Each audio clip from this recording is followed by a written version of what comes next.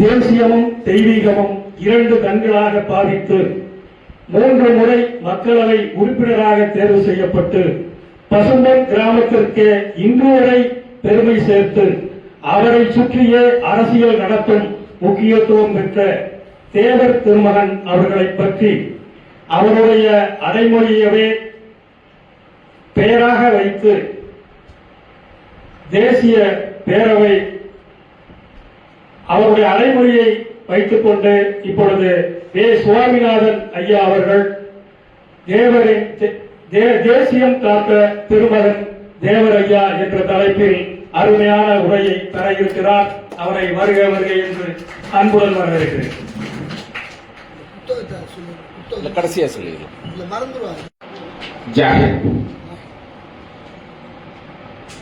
நீண்ட இரவு எல்லோரையும் கொஞ்சம் கலைப்படைய செய்திருக்கிறது. ஆனாலும் கூட இலக்கிய கூட்டத்தில் இலக்கியத்தை நுகர்வதற்காக படித்ததில் பிடித்தது அவங்க எல்லாருக்கும் வணக்கத்தை சொல்லிட்டு புறப்படுறதுனால தொடக்கிறதுக்கு முன்னாடி கலைச்செல்வியினுடைய பாடல் நன்றாக இருந்தது. உங்களுக்கு பாராட்டுகள். நீங்க போறதுக்கு முன்னாடி இந்த செய்தியை உங்களுக்கு சொல்லிடலாம். போன பிறகு சொல்றதை விட வாழ்த்துக்கள். இந்த நிகழ்ச்சியினுடைய பாரதி இலக்கிய பேரவை நடத்துகிற நிகழ்ச்சி சிறப்பான ஒரு நிகழ்ச்சியை இன்றைக்கு அரங்கேற்றம் செய்திருக்கிறீர்கள். இந்த நிகழ்ச்சியினுடைய தலைவராக வீசி இருக்கக்கூடிய சுருளி வேல் என்று நீங்கள் சொல்லி இருக்கிறீர்கள். என்னை பொறுத்த வரைக்கும் முருகனின் வேலைத்தான் தலைமையாக நீங்கள் வைத்திருக்கிறீர்கள் என்று நான் கருதுகிறேன். கரவொலி எழுப்பலாமே. முருகனின் வேலைத்தான் சுருளி வேலாக இந்த அரங்கத்தில் நீங்கள் நட்டு வைத்திருக்கிறீர்கள். ஐயா புறப்படுறாரு நினைக்கிறேன். இருக்கிறீங்க. இந்த நிகழ்ச்சியினுடைய அனைத்து அறிஞர்களுமே எல்லா வகையிலும்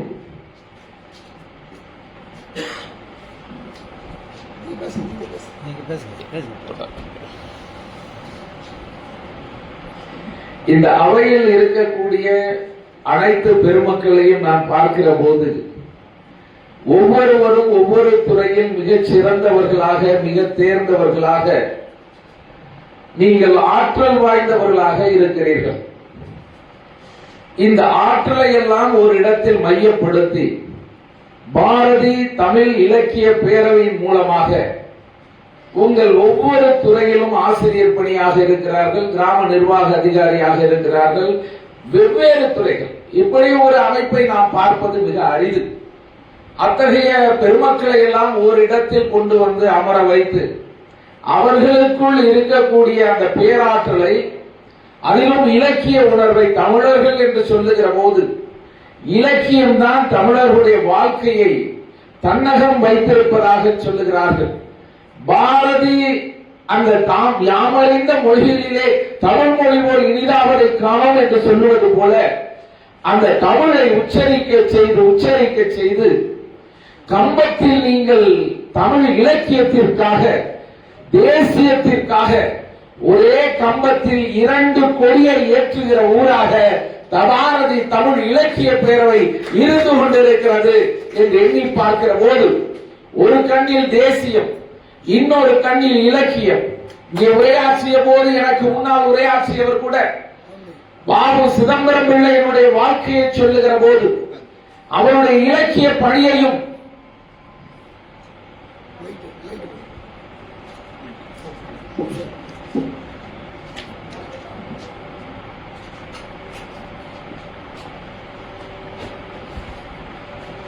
அவரது இலக்கிய பணியையும் தேசிய பணியையும் 2 கூறாக எடுத்துரைத்தார்கள். அந்த 2 கூறுகளில் இலக்கியமும் தேசியமும் தமிழர்களுடைய வாழ்க்கையில் பாரதியினுடைய கவிதை வடிவில் ஒரு அக்கினியாக அவன் கவிதையை தந்தார்.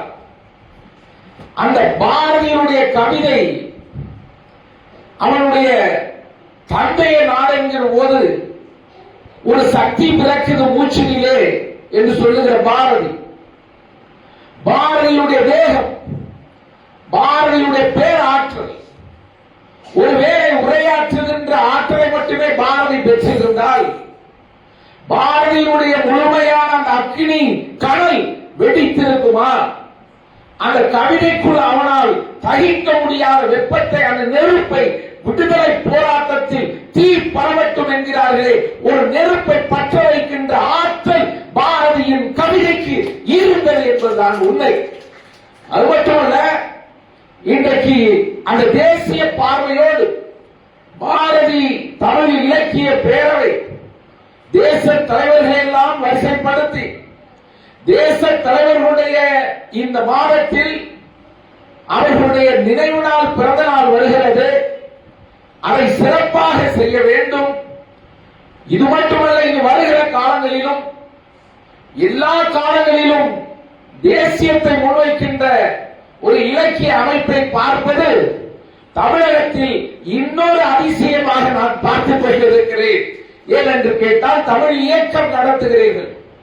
தமிழ் இலக்கியத்தை பேசுகிற போது கவிதை, உரையாடல், கட்டுரை, படித்ததில் பிடித்தது என்று அங்கே ஜான்சிராணி கொந்தளித்தார்.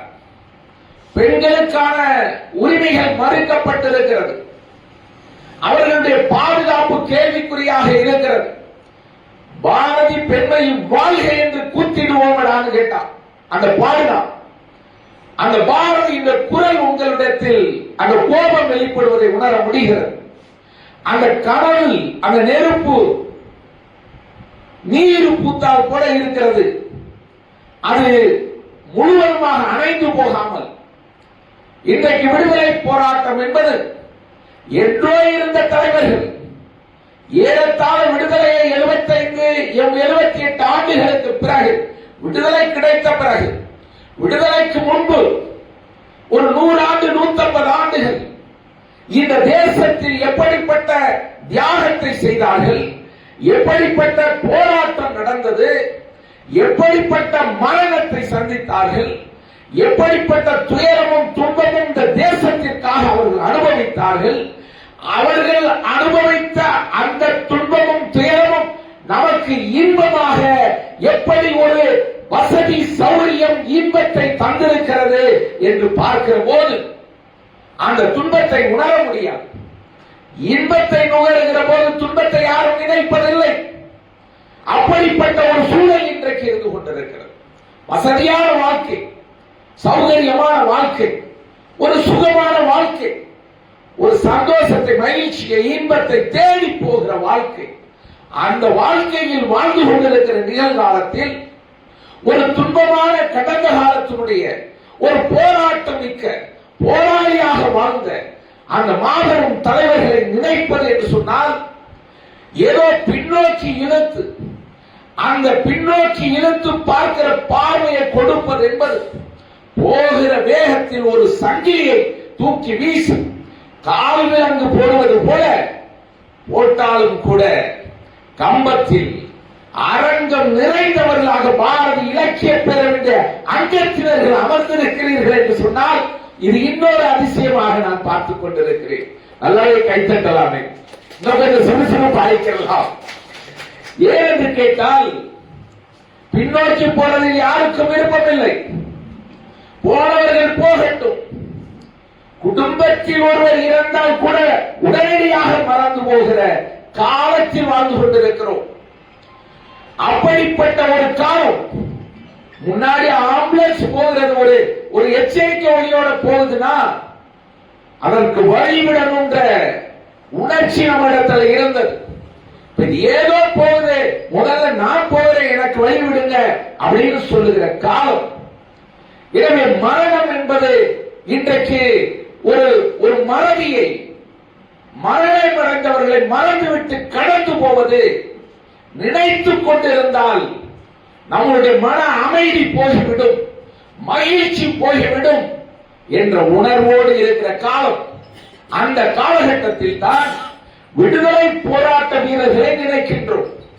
இந்த விடுதலை போராட்ட வீரர்களுடைய வாழ்க்கை என்பது சொல்ல முடியாத துயரத்தோடு இருந்தாலும் கூட அதை நன்றியோடு நினைப்பதற்காகத்தான் இந்த கூட்டம் ஏற்பாடு செய்யப்பட்டதாக கருதுகிறேன்.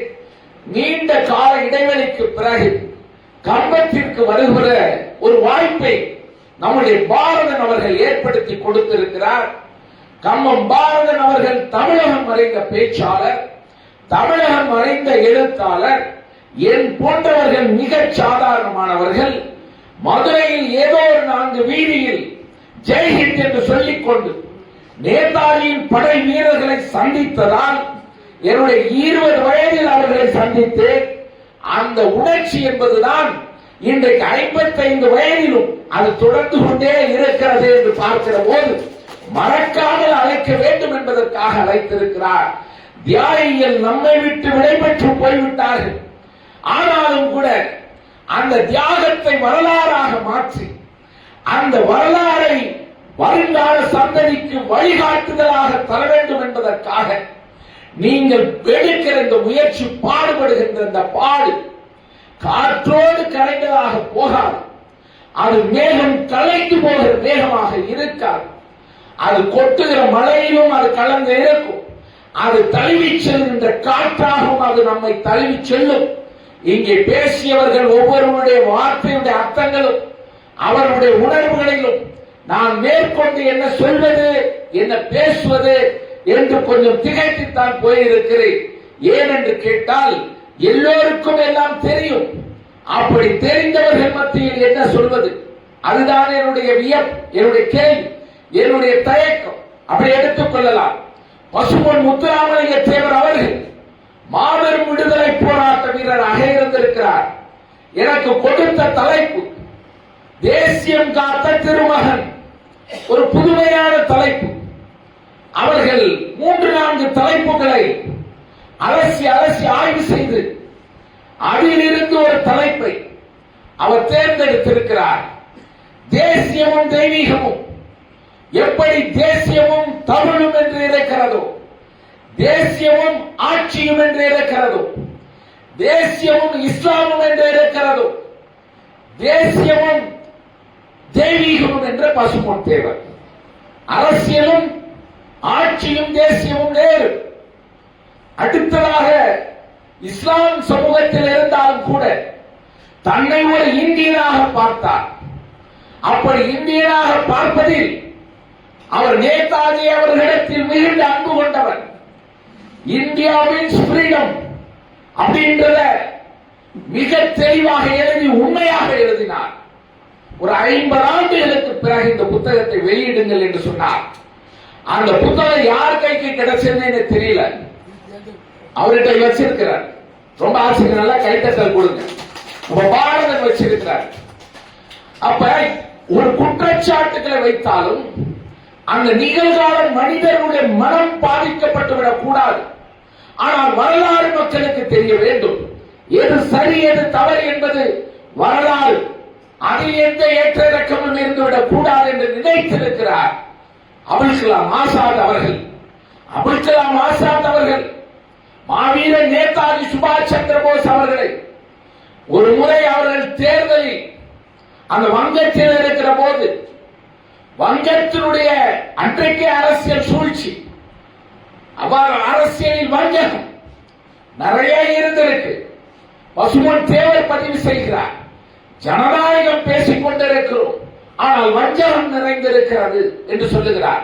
ஜனநாயக நாட்டில் மக்களுடைய தரத்தை மடக்கி சாய்த்து விடாதீர்கள் என்கிறார்.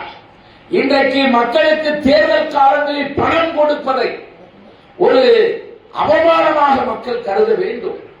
ஒரு ஏன் என்று கேட்டால், ஒரு தேசத்தை தேர்ந்தெடுக்கிற மிகப்பெரிய அரசியல் பொறுப்பு.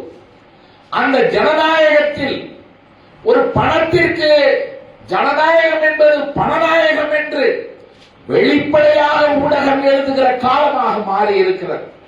எனவே ஜனநாயகம் எது, பணநாயகம் எது என்பதை சொல்ல முடியாத காலத்தில் வாழ்ந்து கொண்டிருக்கிறோம். வழக்கறிஞர் சத்தியமூர்த்தி அவர்கள் அந்த காங்கிரஸ் காத்தான், அவர் பேர் வழக்கறிஞர் சத்தியமூர்த்தி, முதல்ல வந்தார். ஆச்சரியமாக இருந்தது. இந்த நிகழ்வில் பசும்பொன் தேவர் அவர்களுக்கு காங்கிரஸ் காத்தான் அப்படின்னு ஒரு பட்டத்தை கொடுத்தார். ஏன் என்று கேட்டால், இந்த தமிழகத்தினுடைய சூழலில் அன்றைக்கு இருந்த அந்த கட்சியில் இருந்தவர்கள் வேறொரு கட்சியில இருக்கிறாங்க. அந்த கட்சியில் இருக்கிறவருடைய செல்வாக்கு அதிகமாக இருக்கிறது. விடுதலை போராட்டம், அது ஆங்கிலேயனை எதிர்த்து ஆங்கிலேயரோட கைகோர்த்து அந்த கட்சி இருக்கிறது. அரியணைகள் இருக்கிறார்கள். ஆனால் ஆட்சி தமிழகத்தில் இருக்கிற அவர்களையும் எதிர்க்க வேண்டும், ஆங்கிலேயரையும் எதிர்க்க வேண்டும். இப்படிப்பட்ட ஒரு சூழலில் தான் அவர்கள் அந்த விடுதலை போராட்ட இயக்கமாக இருந்த காங்கிரஸில் இருக்கின்ற அனைத்து பேருக்கும் பக்க துணையாக நிற்கிறார். எளிமையான வாழ்க்கை, அதே நேரத்தில் துணிச்சலான வாழ்க்கை. தனி ஒரு மனிதனாக இருந்தாலும் நியாயத்தின் பக்கம் நிற்பது. தென்னகத்து விவேகானந்தர் என்று சொல்லுகிறோம், தென்னகத்து திலகர் என்று சொல்லுகிறோம், தென்னகத்து நேதாஜி என்று சொல்லுகிறோம், வள்ளலாரின் மறு அவதாரம் என்று சொல்லுகிறோம். பசும்பொன் தேவர் அவர்களை அவருடைய உருவத்தை மட்டுமே பார்த்தால், அவருடைய பெயரை மட்டுமே நீங்கள் உச்சரித்து பார்த்தால், நிகழ்கால மனநிலையோடு நிகழ்கால கண்ணாடி அணிவைத்து நீங்கள் அவரை பார்ப்பீர்கள் என்று சொன்னால், பசும்பொன் தேவருடைய முழுமையான வரலாறை உங்களால் அறிந்து கொள்ள முடியாது. ஏன் என்று கேட்டால், தென்னகத்து விவேகானந்தர் என்று அவருக்கு இவ்வளவு பெரிய பெயரை கொடுக்கிறார்கள், தென்னகத்து திலகர் என்று கொடுக்கிறார்கள். விடுதலை போராட்டத்தின் பிதாமகர்களாக இருந்தவர்கள் திலகராக இருக்கிறார். அவருடைய குரல் என்பது வாய்ப்பூட்டு சட்டம் போட்டிருக்கிறார்கள். அந்த வாய்ப்பூட்டு சட்டம் என்பது அவர் பேசினால் புரட்சி வெடிக்கும் என்று என்பதற்காக அதே வாய்ப்பூட்டு சட்டம் பசும்பொன் தேவருக்கு போடுகிறார்கள். என்ன இது ஆச்சரியம்! நாங்கள் பசும்பொன் தேவரை இவ்வளவு பெரிய வரலாற்று நாயகராக பார்க்கவில்லை, எங்களுக்கு அப்படியெல்லாம் சொல்லித் தரவில்லை. ஏதோ இந்த தெருவில் 4 பேர் வாழ்க்கைக்கு சொல்வா, 4 பேர் இதை பற்றி விமர்சனம் பண்ணுவா, இதைத்தான் எங்களுடைய மூளையில் ஏற்றி இருக்கிறோம் என்ற நிலையில் தமிழகம் இருக்கிறது. ஆனால் தென்னகத்து விவேகானந்தர் என்று சொல்வதற்கும், தென்னகத்து திலகர் என்று சொல்வதற்கும், தென்னகத்து நேதாஜி என்று சொல்வதற்கும், வள்ளலாரின் அவதாரம் என்று சொல்வதற்கும் என்ன காரணம் என்று ஆய்வு நோக்கத்தோடு பார்த்தால், அறிவு கொண்டு பார்த்தால், ஞானத்தின் திசை நோக்கி பார்த்தால் பசும்பொன் தேவர் யார் என்று விளங்கும். அப்படியெல்லாம் இன்றைய மக்களுக்கு இல்லை. அறிவு கொண்டு எந்த அரங்கமும் நடப்பதில்லை. இன்றைக்கு பாரதி தமிழ் இலக்கிய பேரவை அறிவை மையமாக வைத்து நடத்தி கொண்டிருக்கிறீர்கள். அந்த அறிவு சுடரைத்தான் மகாகவி பாரதி அறிவே துணை என்று சொன்னார். எல்லோரும் கடவுள் துணை என்கிற போது அறிவு துணை என்று சொன்னான் பாரதி. அறிவு அற்றங்காக்கும் கருவி என்று சொன்னவன் நம்முடைய பாட்டன் திருவள்ளுவர். எனவே அந்த அறிவு கொண்டு, ஞானம் கொண்டு நீங்கள் பசும்பொன் தேவர் அவர்களை பார்க்க முடியும் என்று சொன்னால், அந்த மகத்தான மாமனிதனை இந்த தமிழகம் உணர முடியும். இல்லை என்று சொன்னால் ஏதோ ஒரு கடைக்கோடியில் அவருடைய விளையாட்டு பொம்மையை உருட்டுவதைப் போல அவருடைய பேரை உருட்டி கொண்டிருந்தால் ஏதோ அவர்கள் பேசிக் கொண்டிருக்கிறார்கள். அவருடைய சாதாரண நிலைக்கு, அவருடைய அற்ப நிலைக்கு பசும்பொன் தேவர் அவர்களும் கொண்டு போகப்படுகிறார். அப்படி எண்ணி பார்க்கிற போது பசும்பொன் தேவர் என்ற மாபெரும் தலைவர், மகத்தான தலைவர், தென்னகத்து விவேகானந்தர், தென்னகத்து திலகர், தென்னகத்து நேதாஜி. அப்படி என்று சொன்னால் நேதாஜி தான் பசும்பொன் தேவர், விவேகானந்தர் தான் பசும்பொன் தேவர், திலகர் தான் பசும்பொன் தேவர் என்பதை உணர்ந்து பார்க்க வேண்டிய நேரத்தமாக கம்பத்தில் நீங்கள் மாற்றி இருக்கிறீர்கள். இந்த கம்பத்தில் நீங்கள் மாற்றி இருக்கக்கூடிய நிலையை பார்க்கிற போது நான் எனக்காக பேசுகிறவன் இல்லை, எதையும் எதிர்பார்த்து பேசுகிறவன் இல்லை என்று பசும்பொன் தேவர் சொல்லுகிறார். எனக்கு பதுங்கவும் தெரியும், பாயவும் தெரியும், பயப்பட தெரியாது என்று சொல்லுகிற மாபெரும் தலைவராகத்தான் பசும்பொன் தேவர் அவர்கள் இருந்திருக்கிறார்கள். பசும்பொன் தேவர் அவர்களை ஏதோ ஒரு இன அடையாளத்திற்குள், சமூக அடையாளத்திற்குள் நீங்கள் அடைத்து விட்டால் இழப்பு தமிழகத்திற்கு, இழப்பு தமிழக மக்களுக்கு, இழப்பு தேசத்திற்கு, இழப்பு வரலாறுக்கு என்பதை உணர்த்துவதற்காகத்தான் பாரதியின் பெயரால் இயங்குகிற தமிழ் இயக்கம் இன்றைக்கு இதை நடத்தி கொண்டிருக்கிறீர்கள். ஒரு முறை அன்னை மீனாட்சி ஆலயத்திற்குள் பசும்பொன் தேவர் அவர்கள் வணங்கிவிட்டு வருகிற போது அங்கே ஆடி வீதியிலே இருக்கிற திருவள்ளுவர் கழகத்தில் ஐயா நீங்கள் வர வேண்டும், உரையாற்ற வேண்டும் என்று சொல்லுகிறார்கள். அப்போது அவர்கள் உரையாற்றுகிறார்.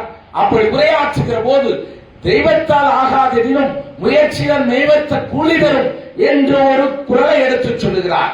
அறிஞர் பெருமக்கள், திருக்குறளை அறிந்தவர்கள், ஆய்வு செய்கிறவர்கள் அவரிடத்தில் சொல்லுகிறார், தெய்வத்தால் ஆகாது என்றும் முயற்சிகள் மெய்வர்த்த கூலி தரும் என்று திருவள்ளுவர் எழுதியிருப்பதாக புத்தகத்தில் எழுதியிருக்கிறார்கள். படித்தவன் பாட்டை கெடுத்தான், எழுதியவன் ஏட்டை கெடுத்தான் என்று சொல்லுவது போல இது குறள் தவறாக இருக்கிறது. தெய்வத்தால் ஆகாது என்பது எதுவுமே கிடையாது.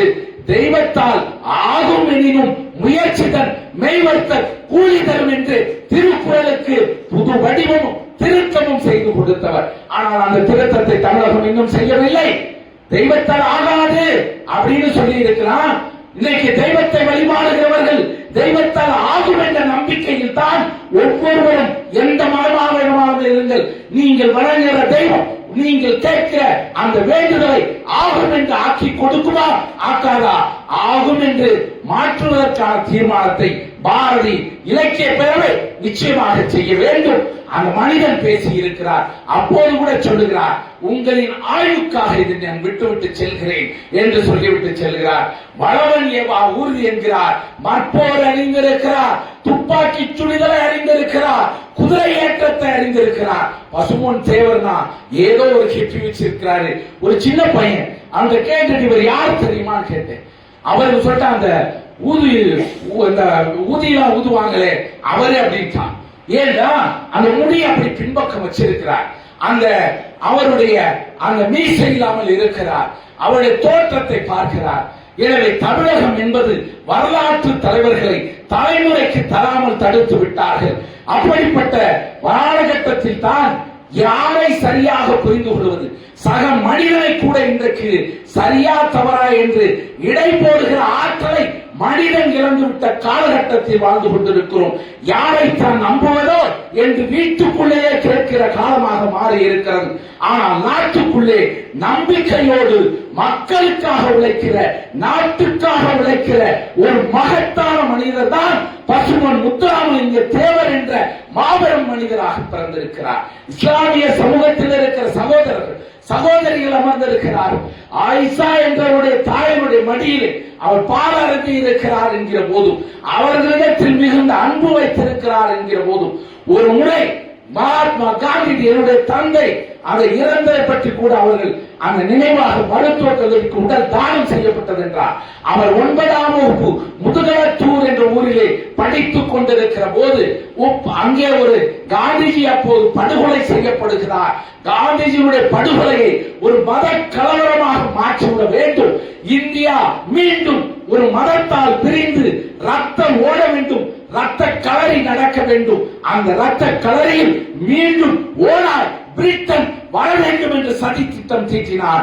அப்படி சதி திட்டத்தில் வீழ்ந்தவர் தான் காந்திஜியாக இருந்த போது அதை மத கலவரமாக மாற்றி ஒரு இஸ்லாமியர் கொன்றார் என்ற ஒரு உணர்வை பரப்புவதற்காக செய்த போது உடனடியாக தமிழகம் எங்கும் மாயாண்டி பாரதி சென்னையிலே புறப்பட்டு போனார். தமிழகம் எங்கும் தன்னுடைய ஜீப்பை எடுத்துக்கொண்டு காந்திஜியை சுட்டது ஒரு இந்து என்று சொல்லி சொன்னவர்தான் பசுமன் முத்துராமலிங்க தேவர் என்பதை மறந்துவிட முடியாது. நாட்டுடைய நல்லிணக்கத்திற்காக அன்னை மீனாட்சியின் மீது அன்பு கொண்டவர், முருகனாக அவதரித்தவர்.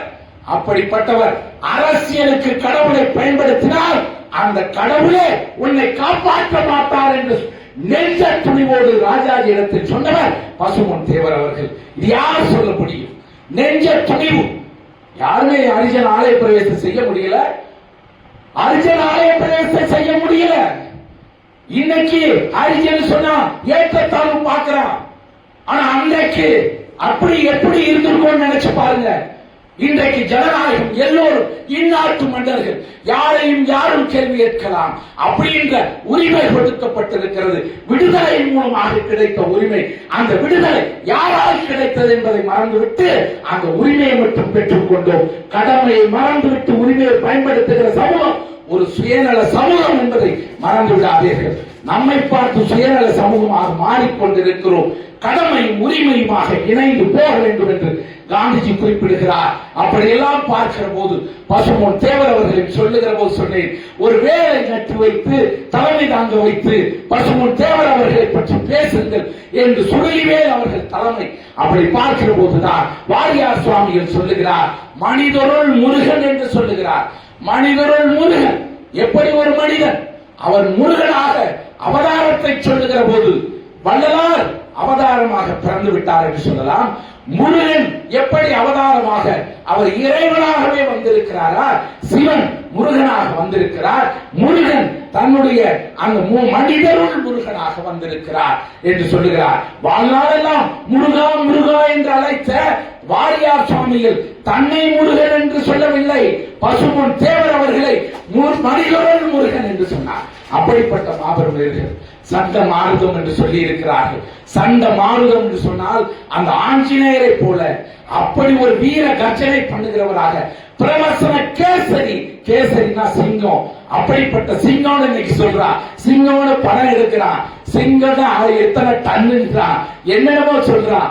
அவரை போல எளிமையான மனிதர் யாரும் கிடையாது.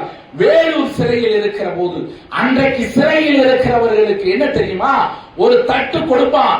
அந்த தட்டில தான் இரவு அந்த அறைக்குள் அடைத்து கம்பிகளை கதவு பூட்டப்படுகிற போது அவர் கழிவறை போகினாலும் அந்த தட்டில தான் போகணும். அடுத்த நாள் அந்த கழிவை தூர எறிந்து விட்டு அதே தட்டில் தான் உணவு வாங்கி சாப்பிட வேண்டும். இரண்டுக்கும் ஒரே தட்டைத்தான் சிறையில் கொடுத்திருந்தார். விடுதலை போராட்ட காலத்தில் 40களில் அவர் வேலூர் சிறையில் அடைக்கப்பட்ட போது தேவரிடத்தில் இவ்வளவு பெரிய அநியாயம் இருக்கிறது என்று அவரிடத்தில் சிறை கைதிகள் முறையிடுகிறார்கள். என்ன இது மானம் கெட்ட வாழ்க்கை என்று எல்லோரிடத்தில் சொல்லி இன்றைக்கு எல்லோரும் மையத்திற்கு வாருங்கள் என்று சொல்லி அழைக்கிறார். தட்டோடு வருகிறார்கள். எல்லாருடைய தட்டையும் முதல் தட்டு பசும்பொன் தேவர் முறுக்கி மேலே எறிகிறாரு. அனைத்து கைதிகளும் தட்டுக்களை தூர வீசுகிறார்கள். எங்களுக்கு கழிவறை கழிவு போவதற்கு தனித்தட்டு, உணவு சாப்பிடுவதற்கு தனித்தட்டு கொடுத்தால் சாப்பிடுகிறோம், இல்லை என்றால் மடிகிறோம் என்று சிறைக்குள் போராட்டம் நடத்தி தலைமை தாங்கியவர் பசும்பொன் முத்துராமலிங்க தேவர் என்பதை மறந்துவிடக் கூடாது. வரலாறுகளை மறைத்து விட்டார்கள். சலவை தொழிலாளர்களுக்கு சங்கம் ஏற்படுத்தியவர், கைவண்டி இழுக்கிறவர்களுக்கு சங்கம் ஏற்படுத்தியவர். சலவை தொழிலாளர்களுடைய ஜாதியை சேர்ந்தவரா, இனத்தை சேர்ந்தவரா, கைவண்டி இழுக்கிறவருடைய இனத்தை சேர்ந்தவரா, அரிஜன் ஆலய பிரவேசம் செய்தாரே அந்த அரிஜனங்களில் ஒருத்தரா? இல்லை இல்லை.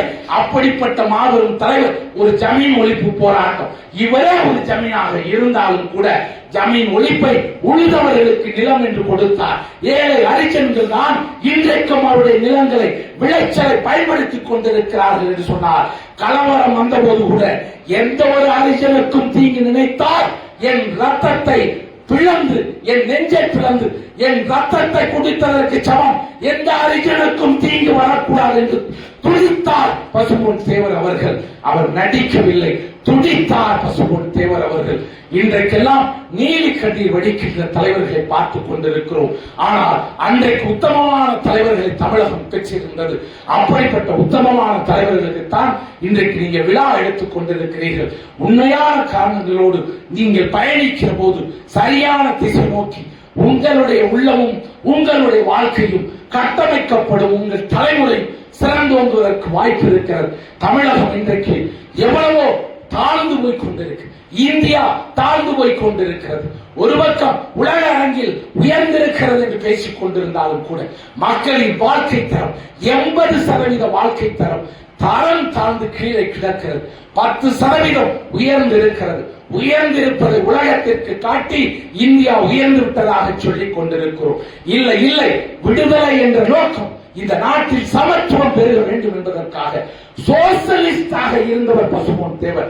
அதை யார் யார் சொன்னா, இந்த நாட்டில் சமத்துவம் இருக்க வேண்டும், இயம்பித்தாலை தெருவிலே விற்று வந்தவர்களை வீட்டுக்குள் அழைத்து வந்து சமவத்தியாக தன்னோடு சாப்பிடுங்கள் என்று சொல்லி அப்போதே கேட்கிறார்கள். முத்துராமலிங்கம், நீ செய்தது தப்புப்பான ஊர் சொந்தக்காரன் கேட்கிறான். நான் இப்படித்தான் செய்வேன் என்று சொந்தங்களை தூக்கி எறிந்து விட்டு சமத்துவத்தை காத்த மாபெரும் தலைவர் பசும்பொன் தேவர் என்பதை மறந்து விட்டோம்.